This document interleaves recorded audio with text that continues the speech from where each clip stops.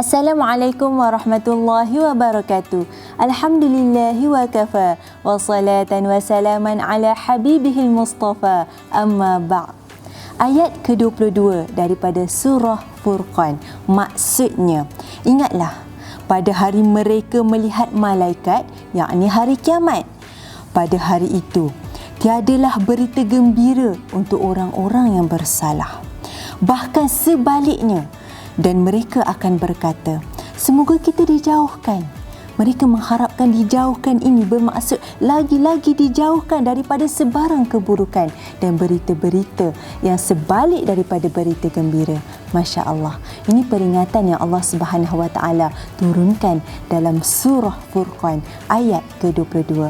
Dalam ensiklopedia Al-Quran Mushaf Mufiq disertakan hadis Rasulullah sallallahu alaihi wasallam berkaitan dengan ayat ini, yang mana tajuk hadis adalah keadaan roh orang yang beriman ketika mana ditarik nyawa. Ini satu daripada 40 perincian dan keistimewaan yang terdapat dalam ensiklopedia Al-Quran Mushaf Mufiq.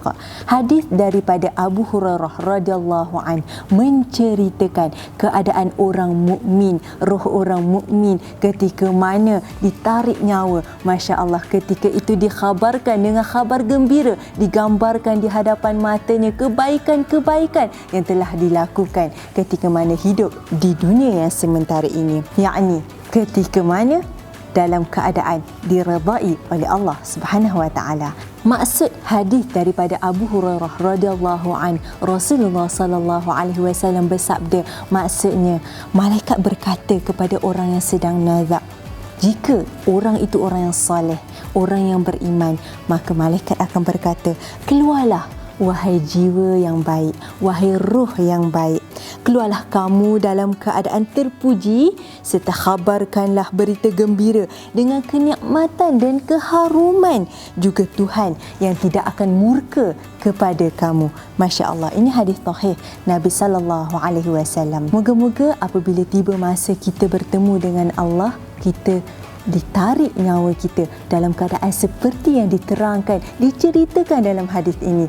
Roh orang yang beriman, roh orang yang bertakwa, ketika mana ditarik nyawa, digambarkan berita gembira, digambarkan di hadapan mata kebaikan-kebaikan yang dilakukan yang mendapat keredaan Allah Subhanahu Wa Taala.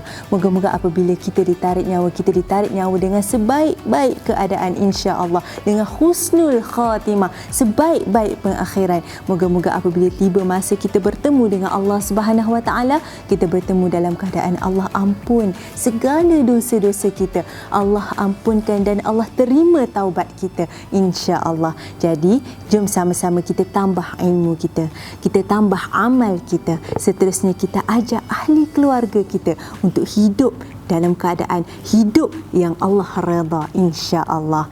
Caranya kita perlu faham Al-Quran, cuba untuk faham setiap isi kandungan Al-Quran. Bagi anda yang berhajat untuk memiliki mushaf istimewa ini, anda boleh dapatkan di www.nashrulquran.com atau hubungi admin Akademi Nashrul Quran di 0167182825. Jangan lupa like, komen, share, subscribe YouTube channel Akademi Nashrul Quran. Follow juga semua sosial media Akademi Nashrul Quran. Segala yang baik itu datangnya daripada Allah Subhanahu Wa Taala.